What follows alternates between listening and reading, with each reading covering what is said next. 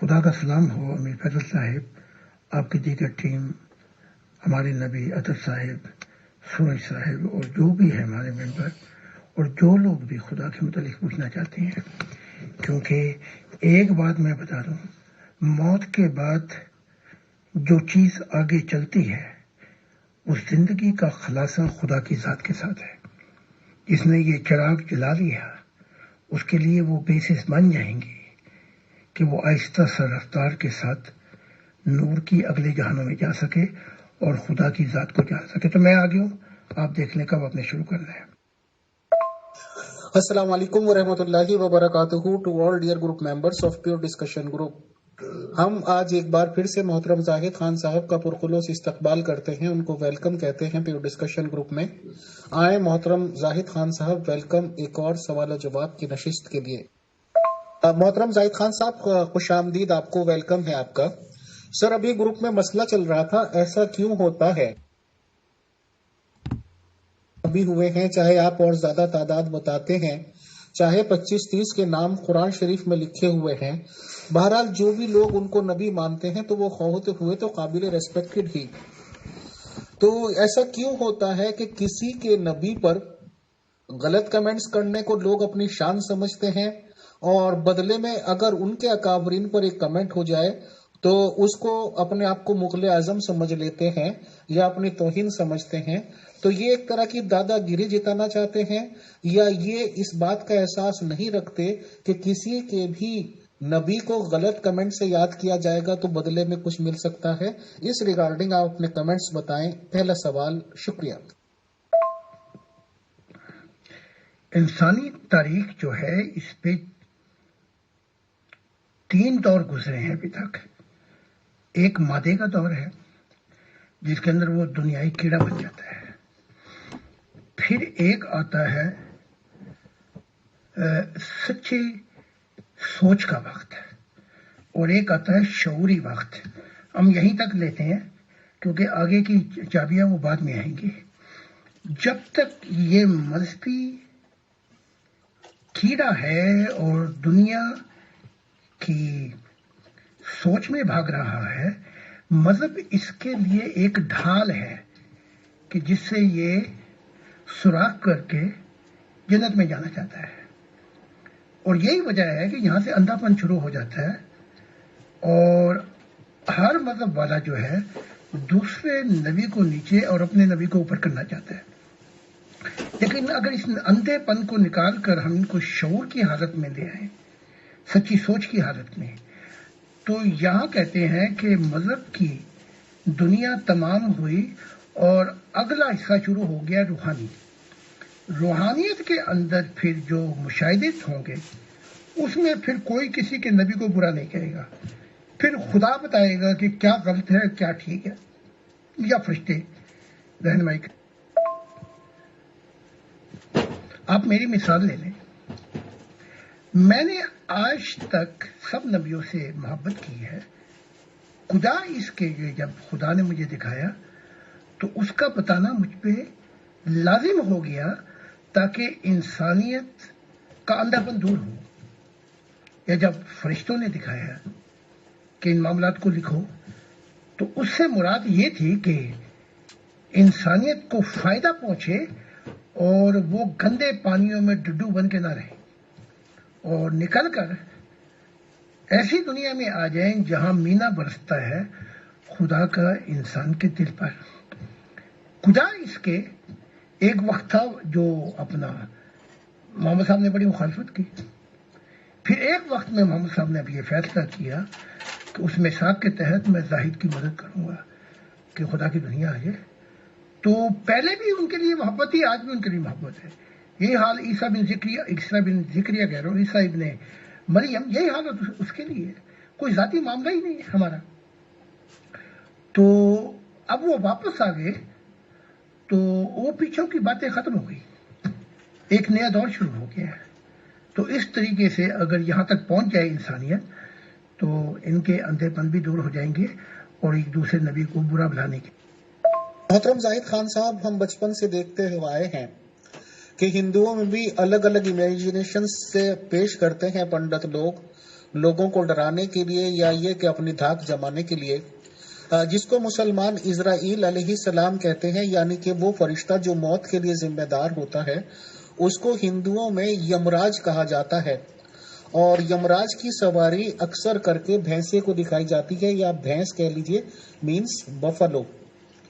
تو محترم، میں اکثر پوچھتا تھا جب میں بچپن میں جاتا تھا، مسلم لوگوں کے یہاں بھی کافی ہمارا جانا جانا تھا، تو میں یہ جانکاری ان سے چاہتا تھا کہ آخر آپ لوگ بقرہ عید کو جو یہ قربان جانور ذبح کرتے ہو، بکرے یا بھینس یا جو بھی جانور اویلیبل آپ کو ہے اور جو لیگل ہے کاٹنا، تو آخر اس کا فائدہ کیا ہے اور اس سے آپ کو کیا حاصل ہوتا ہے؟ تو وہ آسان سے شبدوں میں زیادہ تر لوگوں نے مجھے یہ جواب دیے کہ پل صراط کوئی چیز ہے، کوئی جگہ ہوگی جو کہ تلوار کی دھار سے زیادہ تیز ہوگا اور بال کی باریکی سے بھی باریک چیز ہوگی، اس پہ سے کیونکہ ہر ایک مسلمان کو گزرنا ہے اور اس پہ سے گزر کر ہی جنت میں جایا جائے گا، اور جو گناہگار ہوں گے تو وہ اس سے کٹ کے دوزخ میں ہی گر مر جائیں گے۔ تو انہوں نے یہ بتایا تھا کہ اگر ہم بکرا ذبح کر رہے ہیں یا بھینس ذبح کرتے ہیں تو اس ٹائم یہ ہماری سواری بن جائے گی اور ہمیں اپنے اوپر بیٹھا کر اس پل صراط کو پار کرا دے گی۔ آج بھی میں سنتا ہوں اس چیز کو، ان باتوں کو، تو آپ کیا کہتے ہیں اس ریگارڈنگ سر؟ اس کا آپ کے سوال سے تو کوئی تعلق نہیں ہے، میں جواب دیتا ہوں، لیکن ایک بات یہاں کہوں گا کہ شاید آپ نے کتاب نہ پڑھی ہو لال، لیکن جب کرشن اور رام اور بہت سے گروہوں سے ملاقات ہوئی عالم ارواح میں، تو بڑی محبت سے پیش آئے۔ تو انہوں نے کہا کہ اگر اسلام ادھر نہ آتا تو آج یہ جو ہندوستان ہے یہ اتنی ترقی کر گیا ہوتا ملٹی کلچر میں کہ کم سے کم آپ کے لیے جو مشن ہے آپ کا اس میں انتہائی آسانیاں ہو جاتی۔ تو یہ ان لوگوں نے بات کی، اور میں بھی یہی سمجھتا ہوں کہ ایشیا کے اندر اسلام کا آنا یہ روحانیت کو بلاک کر گیا ہے اور خانہ جنگی کی بیسس چھوڑ گیا ہے۔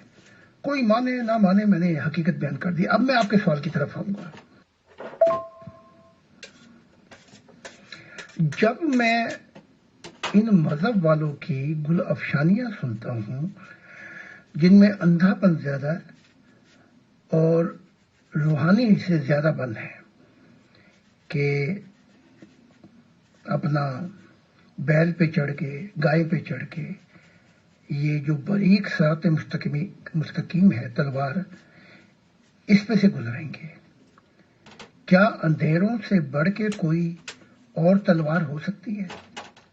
خدا کی ذات کہہ رہی ہے کہ جو سب سے باریک تلوار ہے وہ ظلمتوں کے اندھیرے ہیں، یعنی کہ وہ آ جائے تو یہ تلوار کیا ہے، وہ سیدھے رستے سے وہاں سے گزرنے ہی نہیں دیتی کسی روح کو، کوئی ہو مذہب کا ٹھیکیدار، اس سے گزرنے کی بجائے وہ تو نیچے دھکیل دیتی ہے اپنا اندھیروں کے اندر ہر مذہب والے کو۔ تو ان کی یہ گل افشانیاں ہیں، آگے بیان کرتا ہوں۔ اب جو حقیقت ہے وہ یہ ہے کہ ان کے جو نبی ہیں انہوں نے تمثیلوں کو کھولا نہیں۔ جیسا میں ایک چھوٹی سی مثال دیتا ہوں، یہ بھی تمثیل ہے کہ وہ تلوار سے دھاری ہوگی، جو جنت کے قابل ہے وہ کٹ کٹ کے مریں گے، لیکن اندھیروں کی تلوار تو ایسی ہے جو گزرنے بھی نہیں دیتی۔ ایسی تلوار ہے جہاں وہاں سے وہی گزرے گا جس کے پاس نور ہوگا، وہ نکاڑ دیا جائے گا وہیں پر۔ تو جیسے محمد صاحب یہ ساری تمثیلیں نبیوں نے جو کی، اس کا سب سے بڑا نقصان ان کی امت کو ہو گیا۔ جیسے ایک مثال دیتا ہوں میں، محمد صاحب کہتے ہیں یعنی کہ واز دے رہے ہیں اور کہہ رہے ہیں آخرین میں بھی میں ہی آؤں گا۔ تو ایک بدھو تھا، وہ بیچارہ سمجھ نہیں پایا، انہیں بار بار ڈسٹرب کر دیا، کیا آپ آئیں گے یا کوئی اور آئے گا؟ آپ آئیں گے۔ تب محمد صاحب نے اس تمثیل کو کھولا کہ سلیمان فارسی کی طرف کندھے پہ ہاتھ رکھ کے کہا ان میں سے کوئی شخص ہوگا جو آئے گا، اس کا آنا میرا آنا ہوگا. تو بات کھل کے واضح ہوگی کہ اگر یہ تمثیلوں کے یہ بم نہ مار کے جاتے، مصیبتوں میں ڈال دیے اپنے مذاہب کو، تو آج اللہ ماشاءاللہ کچھ نہ کچھ اندھاپن دور ہو گیا ہوتا. محترم، سائنس بھی کہتی ہے، دل و دماغ بھی مانتا ہے کہ جانور ہوں، چرندے ہوں، پرندے ہوں، پکشی ہوں، کوئی سا بھی جانور ہے، چاہے وہ کیڑی یا کیڑی سے بھی چھوٹے جانور ہوتے ہیں محترم، دماغ بھی سب کے اندر ہوتا ہے. مرنے سے سب لوگ ڈرتے بھی ہیں. اب آپ کیڑی کو دیکھ لیجئے کہ اگر آپ اسے مارنے کو چلیں گے تو وہ تھوڑی سی بچے گی، بھاگے گی یا بدلے میں کاٹ دے گی. محترم، آپ کبوتروں کو دے دیجئے. ہمارے پاس بھی شاپ پہ پلے ہوئے ہیں کبوتر، شٹر میں رہتے ہی رہتے ہیں، کہ یہ دیکھ لیجئے آپ، ان کے انڈے ہو جائیں، ان کے بچے ہو جائیں، وہ کئی کلومیٹر پرواز کر جاتے ہیں، صبح سے شام تک نظر نہیں آتے، بٹ الٹیمیٹلی شام کو واپس آ کر اپنے اسی گھونسلے میں آ جاتے ہیں. تو ظاہر سی بات ہے کہ ان کے پاس دماغ بھی ہے، بچوں کی ممتا بھی ہے، اور انہیں وہ میموری بھی ہے کہ جس سے وہ یاد رکھتے ہیں کہ وہ کہاں سے چلے تھے، بجائے اس کے کہ کتنے ہی کلومیٹر کا فاصلہ وہ کر چکے ہیں. تو میرا کہنے کا مطلب یہ تھا کہ بکروں میں بھی، بھینسوں میں بھی آخر جان ہوتی ہے، اور اگر اس وقت گلا کاٹا جائے گا تو تکلیف تو بہرحال ہوتی ہی ہے. کہ ایک طرف تو آپ ہتیا کر رہے ہیں، اس کی کلنگ کر رہے ہیں، اس کی جان لے رہے ہیں، اور دوسری طرف اسی جانور سے یہ آپ ایکسپیکٹ کرتے ہیں کہ وہی آپ کو سواری بھی کرائے گا اور پل صراط پہ سے گزرے گا. آخر بال سے جیسی باریک چیز پہ سے کیسے ایک اونٹ گزر جائے گا، کیسے ایک بھینس گزر سکتی ہے، کیسے ایک بکرا؟ تو ان لوگوں میں عقل نام کی چیز نہیں ہے یا پھر کیا ہے؟ بتائیں سر. یہ ایکسپیکٹیشن جو ہے یہ مسلمان رکھتے ہیں اور یا یہودی، دونوں بھائی بندے ہیں. اب سوال یہ اٹھتا ہے کہ جتنے جاندار ہیں، یعنی جانور، انسان کو بھی ایک جانور کہا گیا ہے اور یہ بھی جاندار ہے. اور یہ اقبال نے کہا تھا کہ بس کہ مشکل ہے ہر ایک کام کا آسان ہونا، آدمی کو بھی میسر نہیں انسان ہونا. یہ آدمیت کا جانور ہے. تو حقیقت یہ ہے کہ فرق یہ ہے کہ انسان کو وہ شعور دیا گیا ہے جس میں وہ ترقی کرتا رہتا ہے، جسے روح کہا جاتا ہے. اور یہ جو جانور ہیں ان میں اصول رکھے گئے ہیں، یعنی کہ پرنسپل آف کریشن جو ہے اس میں اصول رکھے گئے ہیں، وہ پرنسپل کے مطابق بڑھتی ہے. اور جو جانور ہیں ان میں بھی جو محسوسیات، میں نے جانوروں کو روح کی دنیا میں بھی دیکھا، یعنی کہ یہی نہیں دیکھا، وہاں یہ تھوڑی اور ترقی کر جاتے ہیں. ابھی ایک بڑی جلدی دور آ جائے گا جس میں یہ جانوروں کے ذبح، ان چیزوں کے ذبح، اس کا منفی پہلو بتایا جائے گا کہ انسان کے جسم کو کیا نقصان ہوتا ہے. تو جو دنیا آگے شعور میں آتی جائے گی تو کھانے کی جو چیزیں ہیں وہ بھی بدل جائیں گی. اور میں نے جنتوں میں جو دیکھا ہے وہ میں نے یہ دیکھا ہے کہ وہاں جانور ذبح نہیں ہو رہے. یعنی کہ اگر جنتوں میں بھی خونی کرنے ہیں تو جنتیں کیسی؟ یہ کام ہوتا ہے پیچھے درمیانی دنیاوں میں، جہاں نہ نور ہے، اندھیرے زیادہ ہیں. تو ان کے اندر جو اصول رکھے ہیں خدا نے، جو شعور ان کے اندر ہے وہ لمیٹڈ ہے. تو یہ تو اپنے پھر بھی گھونسلوں میں آ جاتے ہیں کئی میل کی پرواز کے بعد. اگر نہیں آتا تو انسان اپنے گھونسلے میں نہیں آتا، اپنے آشیانے کو نہیں پہچانتا.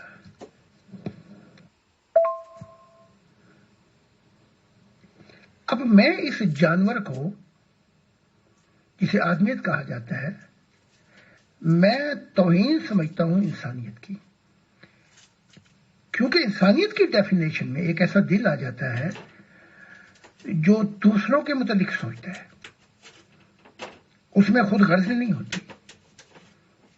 آدمی جو جانور ہے اس میں خود غرضی کی حالت یہ ہے کہ یہ جس طرف جاتا ہے اپنی میں لے کے جاتا ہے، اور اس جانور کے اندر طاقت کا گھمنڈ، دوسروں کو نقصان پہنچانا، چاہے مذہبی ہو، عقل نام کی کوئی چیز نہیں، پورے ملک کو بیچ دینا اپنے خاندان کے لیے، یہ جانور ہے جس کے ظلم کی وجہ سے دنیا کا ستیہ ناش ہو چکا ہے۔ انسان وہ ہے جو ان چیزوں سے اوپر کی سطح پہ سوچتا ہے کہ دوسروں کے لیے میں کیا کر سکتا ہوں، دوسروں کے لیے آزادی کیسے ہو سکتی ہے، دوسروں کے متعلق سوچتا ہے۔ تو یہاں سے انسانیت شروع ہو جاتی ہے، اور یہاں سے مذہب بھی پیچھے رہ جاتا ہے، اور اس سے آگے جو شروع ہوتی ہے وہ روحانیت، اور روحانیت کے لیے مجھے بھیجا گیا خدا کی ذات نے، تو اس کے لیے اب وقت لگے گا اس آدمی کو انسان بناتے ہوئے۔ محترم زاہد خان صاحب، میں بہت گہرائی سے سوچتا ہوں کبھی کبھی فری ٹائم میں، لیکن میری وجہ سمجھ میں نہیں آتی۔ حضرت ابراہیم علیہ السلام ہی کی تو اولاد ہے حضرت اسماعیل صاحب، انہی کی اولاد ہے حضرت اسحاق صاحب۔ جو مسلمان کانسیپٹ بتاتے ہیں قربانی کا کہ انہوں نے لیا کہاں سے ہے، تو ان کا کہنا ہے کہ حضرت اسماعیل علیہ السلام کو حضرت ابراہیم علیہ السلام صاحب قربانی کے لیے لے کے گئے تھے، اور ان کو ذبح کرنا ان کا مقصد تھا، بٹ اللہ تعالیٰ نے ان کو بچا لیا اور ان کی جگہ پہ ایک بھیڑ یا دمبا آ گیا۔ تو اس کی سنت میں یہ ہر سال ہزاروں لاکھوں کروڑوں جانوروں کی کیا کہتے ہیں ہتیا کر دیتے ہیں، مطلب کلنگ کر دیتے ہیں۔ محترم آپ یہ بتائیں کہ حضرت ابراہیم علیہ السلام بے شک نبی مانتے ہیں، یہودی بھی مانتے ہیں، عیسائی مسیحی بھی مانتے ہیں، مسلمان بھی مانتے ہیں، بٹ یہودی جو سب سے بڑے دعوے دار ہیں ان کے نبی ہونے کا ابراہیم صاحب کے، وہ لوگ باقاعدگی کے ساتھ ایسا کوئی دن نہیں مناتے، if I am not wrong، جہاں تک مجھے جانکاری ہے، کہ جیسے کہ یہ بقرعید عید الاضحیٰ ہوتی ہے کہ بھئی جانوروں کو ایک پرٹیکولر ڈے پہ کاٹنا ہی کاٹنا ہے، ذبح کرنا ہے۔ میری نالج میں عیسائی مسیحی لوگوں کی بھی کوئی بات نہیں ہے کہ وہ اس طرح کا کوئی تہوار مناتے ہوں کہ جی ہمارے نبی صاحب کی سنت ہے یعنی کہ ابراہیم صاحب کی، تو ہم بھی منائیں گے۔ تو آخر مسلمانوں نے ہی یہ والا کانسیپٹ کیوں لیا؟ کیوں اتنے جانوروں کو کلیکٹیو کاٹنے کا نرنے انہوں نے لیا؟ اور بتایا یہ کہ حضرت ابراہیم علیہ السلام کی سنت ہے، تو حضرت ابراہیم علیہ السلام تو مسلمانوں سے پہلے یہودیوں کے نبی ہیں، مسلمانوں سے پہلے عیسائی مسیحی لوگوں کے نبی ہیں، اور وہ لوگ اس طرح کی کوئی چیز نہیں کرتے، کیوں؟ بتائیں۔ شکریہ۔ ایسے کام جو ہیں یہ قربانیوں کے، یہ خدا نہیں کرواتا، اور اگر اولڈ ٹیسٹمنٹ کو دیکھا جائے، پرانا عہد نامہ، جتنی آزمائشیں اور جو کچھ گزرا ہے اس میں خدا کا کوئی عمل دخل ہے ہی نہیں، وہ سارا انڈائریکٹ ڈائمینشن ہے جو فرشتے کرواتے ہیں، اور فرشتے جب نبی کوئی بغاوت کرے ان کے ساتھ تو وہ رکھتے ہیں شریعت کی کنڈیشن بڑی سخت۔ تو یہاں بھی معاملہ خدا کا نہیں ہے، وہ معاملہ یہ تھا کہ اصل جو پھوٹ پڑی جہاں پر، وہ ابراہیم کے غلط فیصلے تھے کہ ہاجرہ چھوڑ کے چلی گئی، یعنی کہ ڈنڈی مار گیا ابراہیم، سارا کی طرف زیادہ مائل ہو گیا تھا۔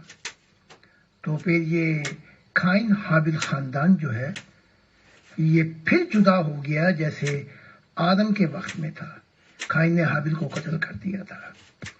یہ وہ آزمائشیں تھی، اور فرشتوں کو خوف یہ ہوا کہ کہیں سیکنڈ رانگ جو ہوگا اولاد کا، اس میں یہ کہیں ڈلی نہ مار جائے اور ہمارا سارے مشن خراب کر دے۔ فرشتوں کی یہ سوچ تھی۔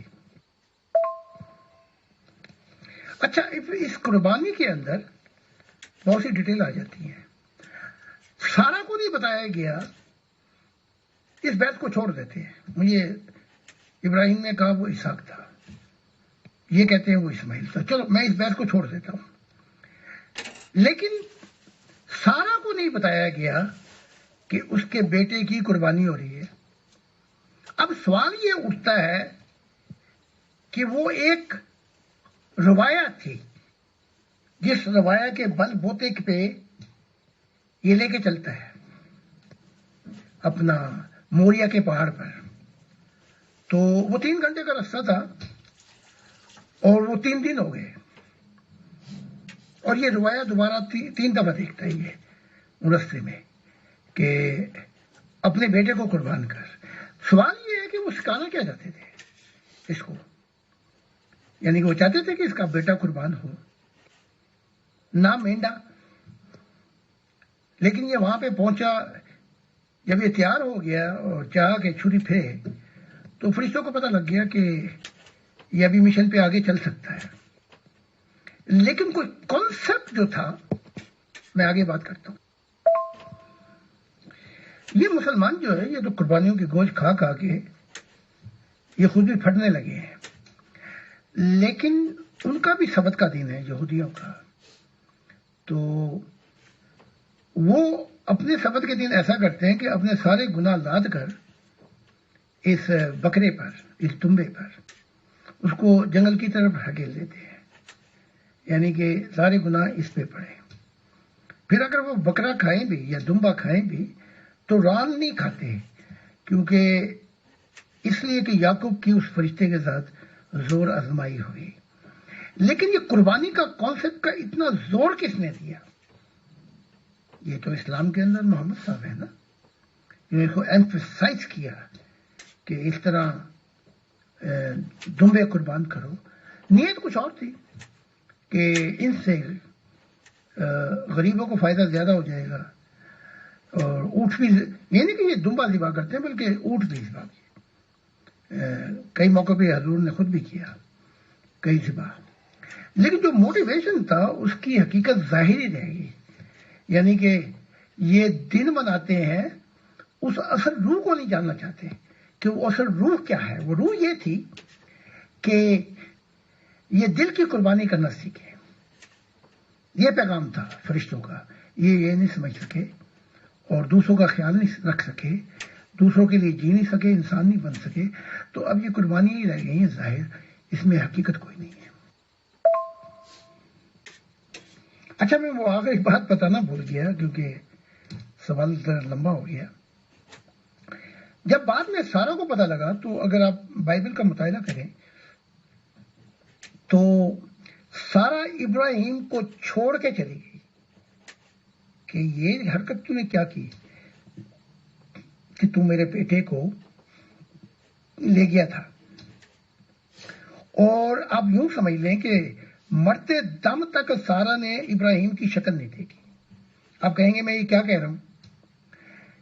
और सारा ने चाहा कि इसहाक भी उसके साथ चला जाए, लेकिन इसहाक नहीं माना, वो अपने बाप के साथ रहा। तो दूसरी दफा जहां पे इनका मिलन नहीं हो सका, फिर इब्राहिम को पता लगा कि सारा का इंतकाल हो गया। सारा छोड़ के चली गई थी अपने ससुराल में, बड़ी नापसंदीदगी। तो आप देख लें, इतनी नापसंदीदगी थी इस मसले पे, अगर सारा आज होती तो पुलिस के अंदर रपट करवा के वो FIA करा के इब्राहिम को गिरफ्तार करा देती।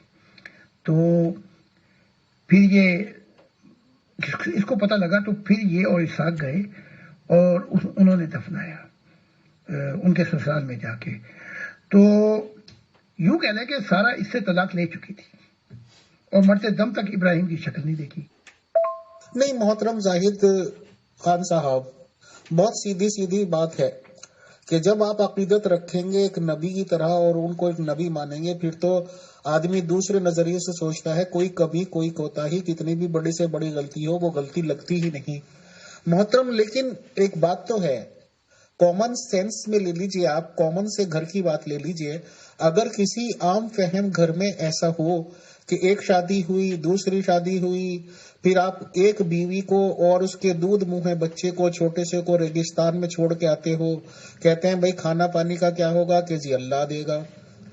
اس کے بعد وہی بچہ تھوڑا سا بڑا ہونے لگتا ہے، پیروں پہ چلنے لگتا ہے، تو قربانی کا آرڈر آ جاتا ہے کہ جی خواب میں دیکھا ہے قربانی. یعنی کہ وہی بچے کو چھوڑا گیا ریگستان میں، اسی بچے کو چلنے پھرنے پر قربانی کا بکرا بنانے کی کوشش کی گئی، یعنی کہ ہتیا کرنے کی کوشش کی گئی، اور اسی کو جوان ہونے کے بعد جب اس نے شادی کر لی، گھر بسا لیا، تو اس کی بیوی سے طلاق دلوا دی گئی.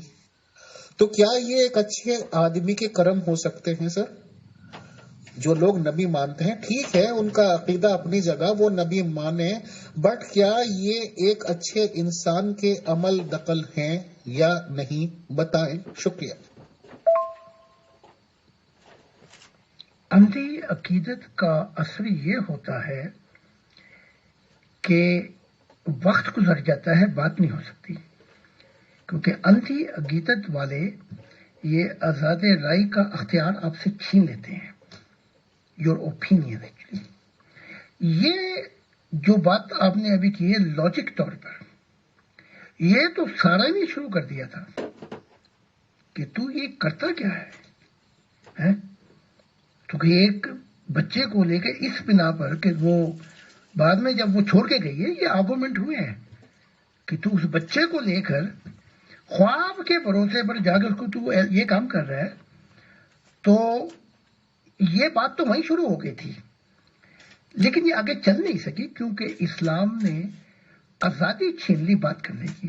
آپ دیکھیں نا، اب اگر یہی بات کریں آپ وہاں پر بیٹھ کے جہاں پہ مسلمانوں کی ریاست ہو، تو آپ دیکھ لیں کیا حال ہو جائے گا. شکر ہے کہ انڈیا میں بیٹھے ہوئے ہم. پھر وہ جو ابراہیم کے ساتھ لوگ تھے وہ بھی اندھی عقیدت رکھتے تھے، لہذا یہ معاملہ دوبارہ. ورنہ اگر آپ کو میں پہنچا دوں وہاں پر جہاں سارا چھوڑ کے گئی ہے ابراہیم کو، تو وہ باتیں جو سارا نے کی، اگر سارا کو یہ ماحول مل جاتا جو آج کا ہے، یا عائشہ بیوی کو، تو انہوں نے اپنے نبیوں کو گرفتار کرا دیا تھا اور یہ کہنا تھا کہ ان کے دماغ کا علاج کرایا جائے. میں سچ بات کہہ رہا ہوں، بڑی کڑوی لگے گی لیکن میں سچ بات کہہ رہا ہوں. اور روح کی دنیا میں عائشہ چھوڑ بھی گئی، اور جو تھی باقی جہاں بھی زبردستی ہوگی. تو یہ بات جو ہے کہ وہ اب ہم کر رہے ہیں، اس کو کئی ہزار سال لگ گئے. وہ اس لیے کر رہے ہیں نا کہ اب دماغ کام کرنا شروع ہو گیا کہ لاجک، کہ یہ کیا ہو رہا ہے، یہ ایسا نہیں ہونا چاہیے. ورنہ مذاہب کی دنیا کے اندر، مذاہب کی دنیا کے اندر ان کی اجازت داری میں عقیدت زیادہ اور سوال نہیں پوچھتے، سولیڈیرٹی کراس کوشچن نہیں ہوتے. اور یہ موقع اب مل رہا ہے، خوش قسمت ہے. آپ کو انڈیا میں مل رہا ہے، مجھے یہاں مل رہا ہے یورپ میں. لیکن یہاں بھی اس موقع کو 5 حملے کر کے چاہ کے اس کو ختم کر دیا جائے. یعنی کہ یہ خونی قسم کے لوگ ہیں، یعنی کہ ان کے ہتھے چڑھ جائے. آپ دیکھتے رہتے ہوں گے پاکستان میں کیا ہو رہا ہے. اور مجھے تو یہاں تک کیا کہ انہوں نے یونائٹڈ نیشن کے ذریعے باقاعدہ کہ چاہ کہ یہ جو نبی ہے جرمنی میں اس کو واپس بھیجا ہے، لیکن وہ ہو نہیں سکا کیونکہ بعد میں پتہ لگا کہ میں نے پاکستانی نیشنلٹی چھوڑ دی ہے. خیر بات ہو گیا ہوں، میرے پاس صرف جرمن ہے، تو اس لیے بچا ہو گیا. تو یہ سوال جو ہے اب ہم آپ کر رہے ہیں اور میں ان کا جواب اب میں دے رہا ہوں. یہی سوال آگے جا کے انسانیت اور زیادہ کرے گی کہ یہ جو کچھ ہوا کیا ایسا ہونا چاہیے تھا؟ یہ سب غلط تھا. اور اس غلط کو، اس کوے کو جو چٹا ثابت کرنے والے ہیں نا اندھی عقیدت والے، وہ یہ مذہب والے اور وہ یہ مسلمان ہیں. محترم زاہد خان صاحب، ایک ممبر صاحب کا سوال ہے کہ روحانیت کیا ہے، اس کی تشریح فرما دیجئے، اور it is the last question for today. Thank you. فرق بیان کر دیتا ہوں. مذہب اندھا ہے، اور اندھے پن میں وہ پازیٹیوٹی کی بات کرتا ہے، مثبت، کہ موت کے بعد ایمان لاؤ، فرشتوں پہ لاؤ، خدا پہ لاؤ، وغیرہ وغیرہ. تو یہ تو اندھا پن ہے. لیکن وہ دور ایسا تھا کہ اس دور میں اس چیز کے علاوہ کوئی چارہ بھی نہیں تھا. اب روحانیت کیا ہے؟ اس کی تشریح یہ ہوگی کہ روحانیت مشاہدات میں اور سفر میں 3 چیزوں کو کھول دیتی ہے جس سے سارا زندگی کا مقصد واضح ہو جاتا ہے. وہ بتا دیتی ہے کہ یہاں آنے سے پہلے تو کہاں کہاں تھا. وہ بتا دیتی ہے کہ یہ جو انمول وقت ہے اس کا روح پہ کیا اثر پڑے گا، اس مقصد کو کیسے پورا کرنا ہے. اور وہ اس زمین پر ہی روحانیت جو ہمیشہ کا مقامات ہیں یا حال ہے آخرت میں وہ دکھا دیتی ہے. پھر روحانیت کیا کرتی ہے؟ وہ آپ کی 5 حصوں کو زندگی دے دیتی ہے. یعنی کہ اس میں ایک ایسا عروج آ جاتا ہے کہ جسم بھی سجدے کے اندر جس چیز کو بلاتا ہے، سجدے سے مراد کسی کا ہو جانا ہے.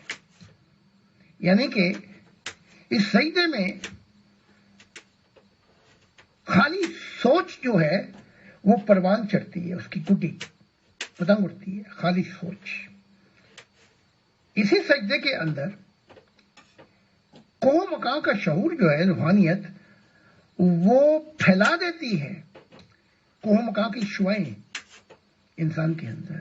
اسی سجدے کے اندر سچ کی منزلیں طے ہوتی ہیں مشاہدات سے. اسی سجدے کے اندر محبت کا سفر شروع ہوتا ہے. روحانیت اپنی منزل کی طرف دوڑتی ہے، خدا کے ساتھ تجربات ہوتی ہے. اسی روحانیت اور سجدے کے اندر روح کو ایک عجیب نور مل جاتا ہے جو زندگی کا مقصد تھا، جو بیج ڈالا گیا تھا. تو یہ ہے روحانیت جو کیسے کیسے مقامات سے نکال کے آپ کو حال پیش کرتی ہے. تو بہت بہت شکریہ. بہت شکریہ، بہت جزاک اللہ محترم زاہد خان صاحب آپ کی تشریف آوری کا. انشاءاللہ next coming Monday and Tuesday میں پھر ملاقات ہوتی ہے. تب تک کے لیے خدا حافظ sir. Thank you, thanks a lot. بہت بہت شکریہ میر فیصل صاحب، آپ کی ٹیم کا، اور وہ لوگ جنہوں نے روحانیت کے بارے سوال کیے، بہت بہت شکریہ. اور دعا ہے کہ ان کی دل کی کھڑکیوں میں کہیں سے اتنی کھل جائیں کہ نور آتے آتے وہ یہ لوگ زمینی نہ رہیں بلکہ آسمانی ہو جائیں. اور خدا سے ملنے کے بعد نہ کسی نبی کی نہ کسی مسیح کی ضرورت ہے، پھر وہ ہاتھ تھام لیتا ہے انسان کا. بہت بہت شکریہ آپ کا.